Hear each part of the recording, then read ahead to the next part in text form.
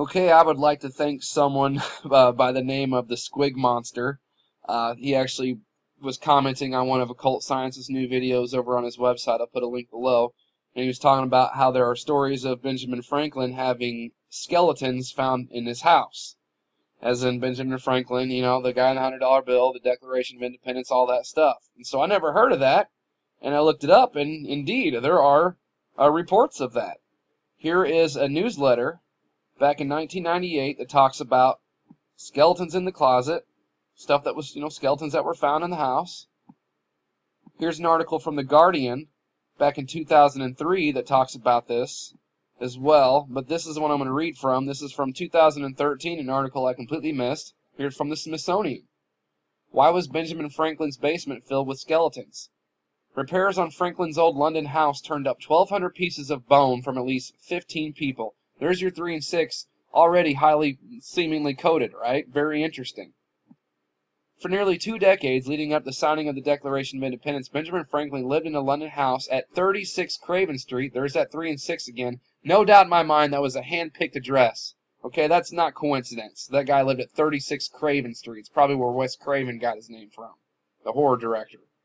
In 1776, Franklin left his English home to come back to America. More than 200 years later, 15 bodies were found in the basement, buried in a secret, windowless room beneath the garden. In 1998, conservationists were doing repairs on 36 Craven, looking to turn Franklin's old haunt into a museum. From a 1 meter wide, 1 meter deep pit, over 1,200 pieces of bone were retrieved. Remnants of more than a dozen bodies, says Benjamin Franklin's house. 6 were children. Forensic investigation showed that the bones dated to Franklin's day. Franklin was a noted revolutionary and powerful Freemason, the Grand Master of Masons of Pennsylvania.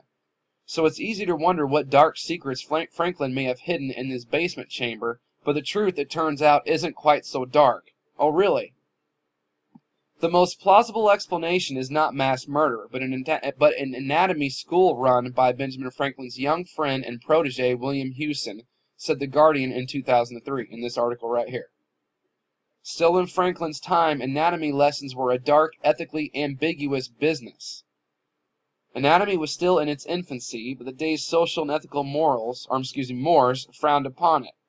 A steady supply of human bodies was hard to come by illegally, so Hewson Hunter and the field's other pioneers had to turn to grave robbing, either paying professional resurrection men to procure cadavers or digging them up themselves to get their hands on specimens.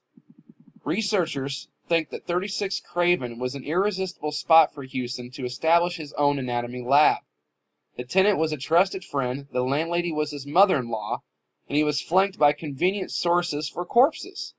Bodies could be smuggled from graveyards and delivered to the wharf at one end of the street, or snatched from the gallows at the other end. When he was done with them, Hewson simply buried whatever was left of the bodies in the basement, rather than sneak them out for disposal elsewhere and risk getting caught and prosecuted for dissection and grave robbing. Franklin was probably aware of the illegal studies going on in this building, says the Benjamin Franklin House, but is doubtful he was ever involved in it himself. Still, we can't imagine that curious man that he was, he didn't sneak down and check out the proceedings at least once or twice. You see how they kind of tell you, but they don't? Because here, let's read it again. It's doubtful that he was involved. Okay, now back up here again.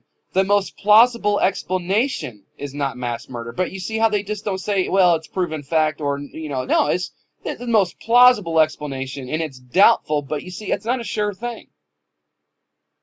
It's amazing. These guys are all dirtbags, man. Every one of them. So very interesting stuff to learn. I did not know this. I'm not surprised in the least, especially when I first looked this up and saw the house number, the house number, 36 Craven Street. I mean, you cussing kid me? Franklin was a noted revolutionary and powerful Freemason, the Grand Master of Masons of Pennsylvania. I'm sure he's proud. Was proud. Links will be below.